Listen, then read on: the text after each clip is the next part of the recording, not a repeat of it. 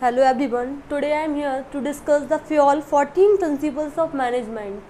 FIOL's 14th principle of management are division of work, authority and responsibility, discipline, unity of command and unity of direction.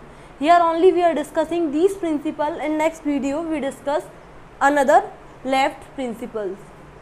Division of work. Division of work means to say dividing the work into the smaller unit. Division of work का मतलब ये होता है छोटे छोटे work में छोटा छोटा जो टास्क है उसमें वर्क को डिवाइड कर देना या बांट देना according to the individual qualification, experience and the knowledge of the individual. ऐसा नहीं है कि सारा वर्क एक पर्टिकुलर इंडिविजुअल को ही असाइन किया जाए, but according to the qualification of this individual or the ability or a capability of an individual, the work should be assigned.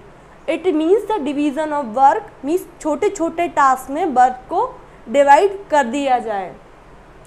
Allocation of work as per the capabilities. जो इंसान उस काम को कर सकता है उस काम को उसे असाइंड किया जाए, एलोकेट किया जाए मीन्स बांट दिया जाए. Base of delegation concept. What are the base of delegation concept? Means to say authority, sharing of authority, responsibility as well as the accountability to the worker or an individual who are working in that organization. I hope the division of work is clear to you all. What are the positive point for that? Specialization and improve efficiency. अगर कोई इंसान एक particular work को बार बार repeatedly उस काम को करेगा तो उसमें क्या होगा, उसकी परफॉर्मेंस लेवल बढ़ेगी. परफॉर्मेंस लेवल बढ़ेगी तो उसको पर्टिकुलर चीज़ में स्पेशलाइजेशन मिलेगा. And another one is improve efficiency level. Means to say अगर कोई भी पर्टिकुलर पर्सन उस काम को रिपीटेड बार बार उसी काम को परफॉर्म करेगा तो क्या होगा, उसका वेस्टेज कम होगा रिसोर्सेज का, और आउटपुट क्या है, जो प्रोडक्टिविटी है वो इंक्रीज होगी. Come to next, authority and responsibility. First of all clear the word. Authority का मतलब होता है पावर और रिस्पॉन्सिबिलिटी का मतलब होता है जो पर्टिकुलर जॉब उसे असाइंड की है उसे टाइम पर कंप्लीट किया जाए. Authority and responsibility means authority का मतलब होता है power to take decision and responsibility means obligation to perform the work. उसकी रिस्पॉन्सिबिलिटी है कि जो उसको टास्क मिला है उसको टाइम पे कंप्लीट करे. Match the parity, equality and the balance. ये हमेशा होना चाहिए कि अथॉरिटी और रिस्पॉन्सिबिलिटी के बीच में प्रॉपर बैलेंस मेंटेन होना चाहिए, क्योंकि अगर ज़्यादा अथॉरिटी होगी without matching responsibility it will lead to give the negative result in the organisation. वो उसका अथॉरिटी का मिसयूज़ करेंगे. अगर दूसरी बात करते हैं कि रिस्पॉन्सिबिलिटी ज़्यादा है अथॉरिटी कम है तो क्या होगा, डिले इन एक्शन होगा, कन्फ्यूज़न होगा. तो मीन्स टू से अथॉरिटी एंड रिस्पॉन्सिबिलिटी को एक साथ चलना चाहिए पर्टिकुलर बैलेंस में और इक्वली उनको असाइन करना चाहिए for a different individual.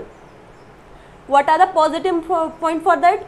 No misuse. उसका कोई मिसयूज नहीं होगा. किसका मिसयूज नहीं होगा? अथॉरिटी का कोई मिसयूज नहीं होगा अगर इन दोनों के बीच में प्रॉपर बैलेंस है. तो help in meeting the responsibility on time.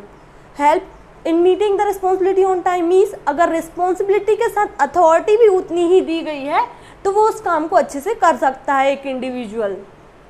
No delay in action.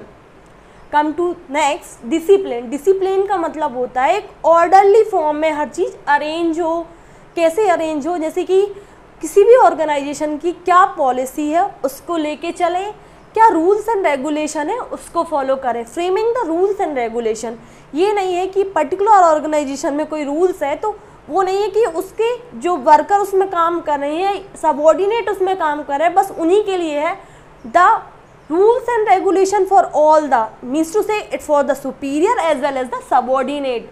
All have to follow. If they are not going to follow what will happen? They should have to pay some penalty for that.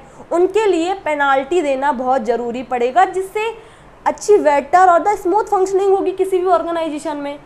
और क्या है, good superior at all the level. किसी भी organisation में अगर बात करें at every level अच्छे सुपीरियर होने चाहिए जिससे कहीं भी किसी भी ऑर्गेनाइजेशन में मीन्स टू चाव सारा कॉन्फ्लिक्ट क्रिएट ना हो. जैसे कि उनके बीच में डिफ्रेंसिएशन हो रहा है, जैसे कि सुपीरियर और सबऑर्डिनेट के बीच में कोई कोई कई बार मोस्टली सुपीरियर्स रहते हैं, उनके बीच में कार्डियल रिलेशनशिप क्रिएट करते हैं, मीन्स पर्सनल रिलेशनशिप क्रिएट करते हैं.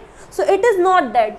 It requires a good superior at all the level, जो अच्छे से डिसीजंस ले पर्टिकुलर ऑर्गेनाइजेशनल के लिए और उसके वेलफेयर के लिए.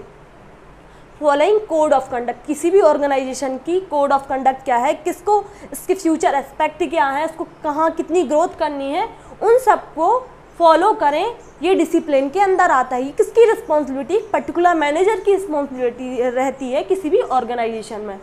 Clear and fair agreement between superior and subordinate, इनके बीच में एक क्लियर और फेयर एग्रीमेंट होना चाहिए कि who has to report the whom, कौन आंसर है इस काम करने के लिए और कौन नहीं है, ये किसकी रिस्पॉन्सिबिलिटी. इनके बीच में एक क्लियर एंड फेयर एग्रीमेंट होना बहुत ज़रूरी है. Let's see the positive point for that, systematic working in the organisation. अगर डिसिप्लिन को मेंटेन करेंगे तो क्या होगा, एक पर्टिकुलर ऑर्गेनाइजेशन में स्मूथ फंक्शनिंग होगी, सिस्टमेटिक वर्किंग होगी. Improve efficiency level, how improve efficiency level, अगर हर चीज़ सिस्टमेटिक वे में चलेगा और तो क्या होगा, मिनिमम बहुत कम से कम वेस्टेज होगा, सबसे पहले ये बात है. फिर उसके लिए परफॉर्मेंस जो लेवल है वो भी इम्प्रूव होगी, फिर प्रॉफिट होगा, ग्रोथ होगा. All the things go in a systematic way, then it will lead to the future or the growth of any organization. Now come to next point, unity of command. Unity of command का मतलब होता है एक boss रहे, numbers of subordinate रहेंगे, एक boss रहेगा, वो उन्हीं से अपने ऑर्डर क्या करेगा, रिसीव करेगा और उन्हीं को उसके लिए आंसरेबल रहेगा. ये नहीं होना चाहिए कि नंबर ऑफ सुपीरियर रहें और वो डिफरेंट सुपीरियर से अपने ऑर्डर को रिसीव करें, ये नहीं होनी चाहिए. अगर ऐसा होता है तो क्या होता है, किसी भी ऑर्गेनाइजेशन में कन्फ्यूज़न क्रिएट होती है, चाउस होते हैं, डिले इन वर्क होता है, डिले इन एक्शन होता है. तो ये नहीं होना चाहिए. They has to follow the unity of command. Unity of command का मतलब है they should receive order from only one boss. More than one boss create the confusion. अगर कोई भी व्यक्ति एक से अधिक दूसरे व्यक्ति की अगर बात सुनेगा तो क्या होगा, कन्फ्यूज़न क्रिएट होगा ना. उसने बोला कि ये काम करो, उसने बोला ये काम करो, वो किसकी सुनेगा. ऑन द टाइम उसको वो टास्क कंप्लीट भी करना है. Who is going to answerable, that particular subordinate is going to answerable for that ना. It is not that. He must receive order from only one boss, accountable to one boss only, उसी को वो answer देगा. What are the positive point for that, no ego and क्लैसेस.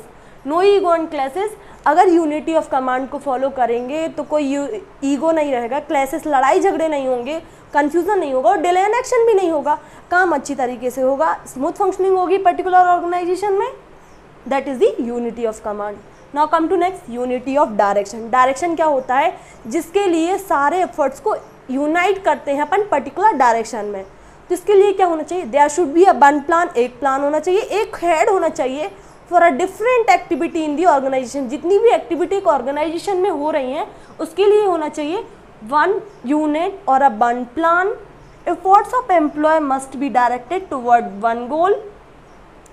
Unity of direction का मतलब ये होता है कि जो डिफरेंट इंडिविजुअल एक ऑर्गेनाइजेशन में काम कर रहे हैं उनके एफर्ट्स को यूनाइट किया जाए, जिससे वो एक पर्टिकुलर डायरेक्शन में उनको लीड किया जाए, so that the organisational object is going to be achieve.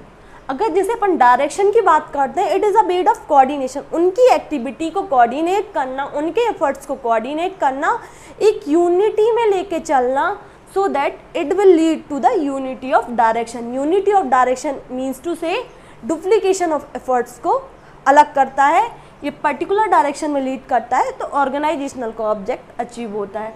What are the positive point for that, achievement of organisational goal. इससे क्या होता है, ऑर्गेनाइजेशनल का गोल अच्छे सिस्टमेटिक वे से और with the less wastage of resources and the efficiency and the effectiveness of the particular organization is to be maintaining and that of that achievement of the organizational goal. I hope these 5 principles is clear to you all. We are discussing it later, the remaining principles, and after that we are solving the case study. Thank you for watching this.